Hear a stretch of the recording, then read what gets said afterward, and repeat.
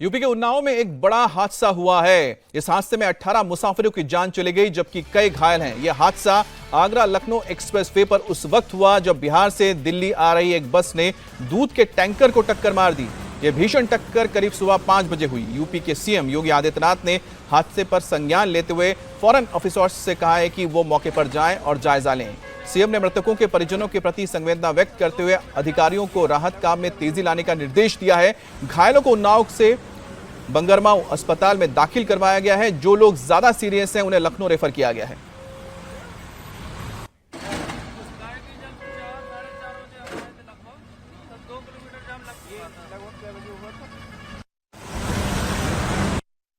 Lucknow expressway पर एक भीषण सड़क दुर्घटना हुई है जिसमें 18 लोगों के हताहत होने की खबर है।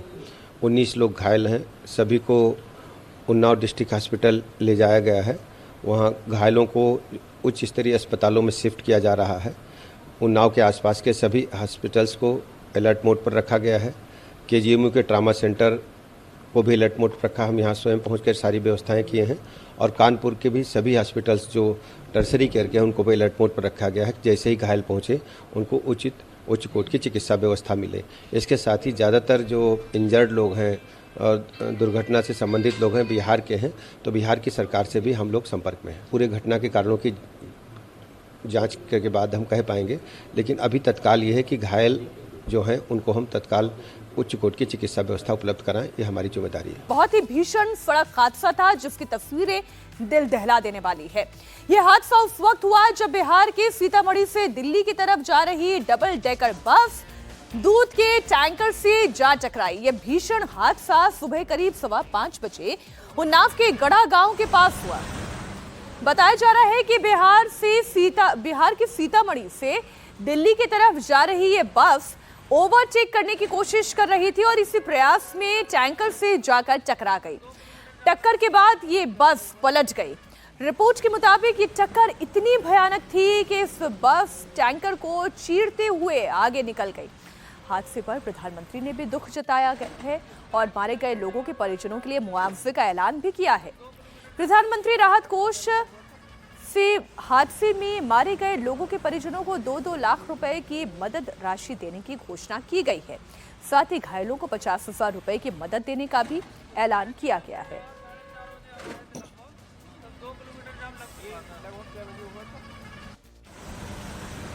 उन्नाव हादसे पर उत्तर प्रदेश के मुख्यमंत्री योगी आदित्यनाथ ने दुख जताया है। योगी आदित्यनाथ ने सोशल मीडिया प्लेटफॉर्म पर दुख जताते हुए लिखा, जनपद उन्नाव में सड़क दुर्घटना में हुई जनहानि अत्यंत दुखद है, हृदय विदारक है। मेरी संवेदनाएं शोकाकुल परिजनों के साथ है। जिला प्रशासन के अधिकारियों को मौके पर पहुंचकर राहत कार्य में तेजी लाने के निर्देश दिए गए हैं। प्रभु श्री राम से प्रार्थना है कि दिवंगत आत्माओं को अपने श्री चरणों में स्थान एवं घायलों को शीघ्र स्वास्थ्य लाभ प्रदान करें। उत्तर प्रदेश के डिप्टी सीएम ब्रजेश पाठक ने भी हादसे पर दुख जताया। डिप्टी सीएम ने बताया कि घायलों में ज्यादातर लोग बिहार के हैं और उनका अलग अलग अस्पतालों में इस वक्त इलाज जारी है।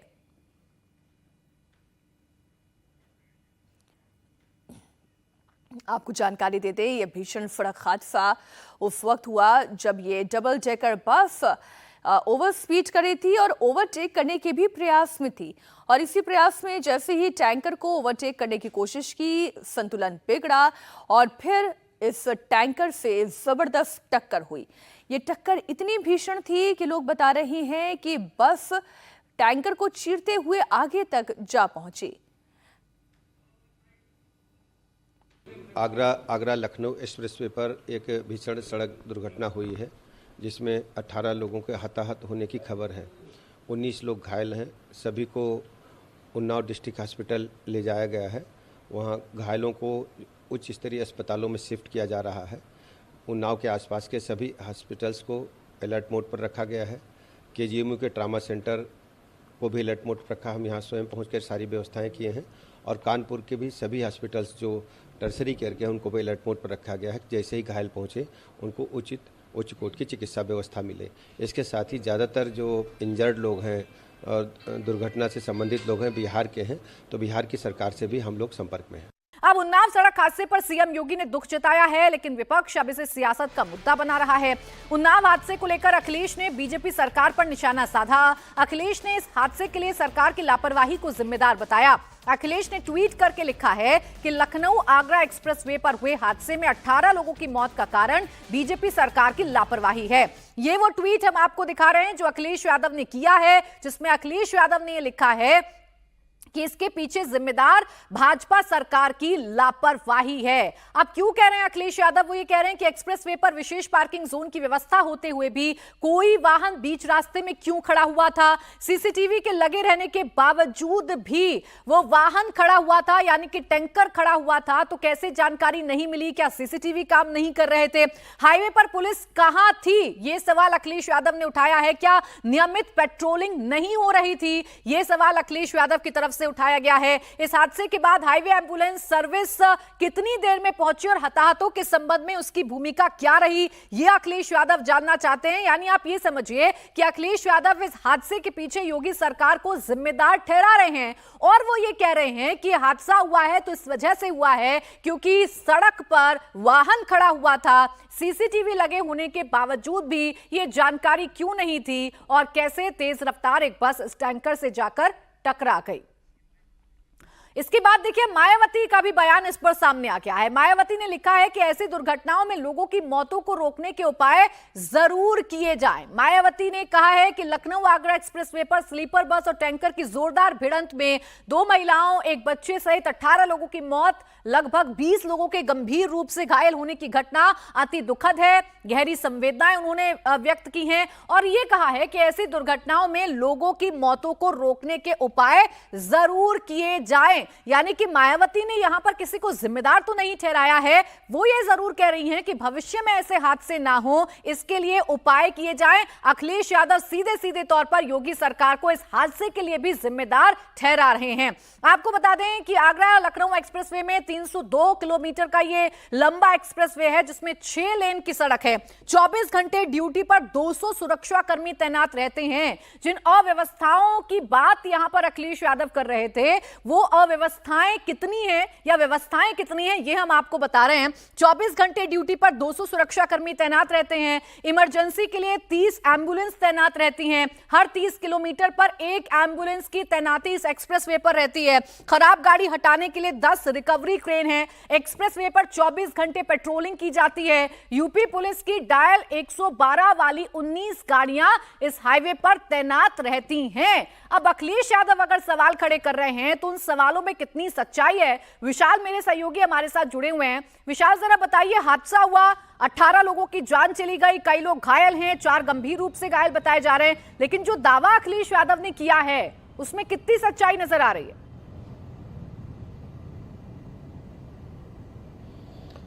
प्राची, सारे जो दावे किए गए हैं उनकी भी जो उत्तर प्रदेश सरकार की जांच टीम है वो जांच कर रही है। कारण ये है कि जो हादसा हुआ उसके बाद सबसे ज़्यादा जो प्रायोरिटी थी प्रशासन की कि मौके पर जो घायल लोग हैं उनको अस्पताल पहुंचाया जाए और जिनकी डेथ हो गई है, दुखद मौत हो गई है, उन सब के जो डेड बॉडीज़ हैं उनको नज़दीक के जिला अस्पताल उन्नाव में पहुँचाया जाए, वहाँ पास पोस्टमार्टम हो सके ताकि जो परिजनों को डेड बॉडी है वो जल्द से सुपुर्द किया सके। ऐसे में सवाल ये उठता है कि अखिलेश यादव ने जो तमाम तरीके के सवाल उठाए हैं, जिसका कि अभी आपने जिक्र भी किया प्राची, मैं आपको बताना चाहूंगा कि जिस तरीके से एक्सप्रेसवे की अगर सुरक्षा की बात कर लिया जाए तो 24/7 आवर्स वहां पर जो पेट्रोलिंग की गाड़ियां होती हैं यूपीडा की, जो कि Uttar Pradesh expressway industrial development authority की गाड़ियां होती हैं, वो 24/7 वहां से मूव इन करती हैं। वहां पर सीसीटीवी कैमरे लगे होते हैं और इस बात का ये उदाहरण सिर्फ इसलिए दिया जा सकता है कि जो गाड़ियों के चालान होते हैं वो उसी आधार पर होता है, गाड़ियों की फोटो भी खींची जाती है। लेकिन 302 लंबा किलोमीटर का ये एक्सप्रेसवे है और ये कहा जाता है कि उत्तर प्रदेश का सबसे बड़ा एक्सप्रेसवे, जिसका कि निर्माण समाजवादी पार्टी ने अपने टेन्योर में किया था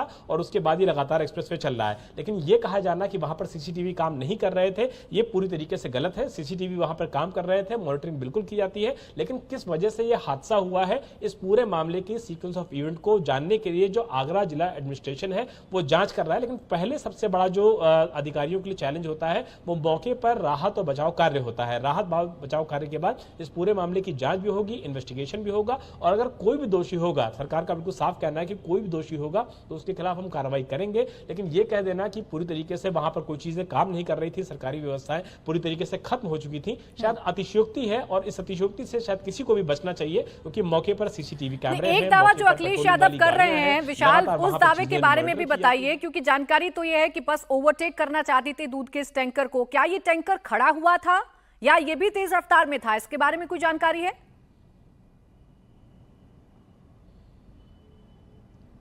प्राची, यही सवाल हमने जो प्रशासन के अधिकारियों से जो हमारी फोन पे बातचीत हुई है, यही हमने जानने की कोशिश की है। तो उनका कहना था कि जो यात्री थे वो यात्री सभी सो रहे थे और कंटेनर में जो लोग सवार थे उनके बारे में बताया जा रहा था कि उनकी कंडीशन काफी ज्यादा सीरियस है। यही वजह है कि उनको फिलहाल लखनऊ के जो ट्रॉमा सेंटर है वहां रेफर किया गया है। तो सीक्वेंस ऑफ इवेंट कम से कम जो लोग वहां पर मौजूद थे उनसे ये जानकारी नहीं मिल पाई है, इसीलिए आसपास के सीसीटीवी कैमरे को खंगाला जा रहा है ताकि सीक्वेंस ऑफ इवेंट पता लग सके और किस वजह से इतनी जबरदस्त हादसा हुआ है, जितना जबरदस्त टक्कर हुई है। ये सारी चीजों को मुझे लगता है कि 1 से 2 घंटे के बाद चीजें दुखद हादसा हुआ है, एक बड़ा हादसा हुआ है। 18 लोगों की मौत पर सियासी चेहरा भी देखने को मिल ही रहा है। विशाल, शुक्रिया आपका तमाम जानकारी के लिए।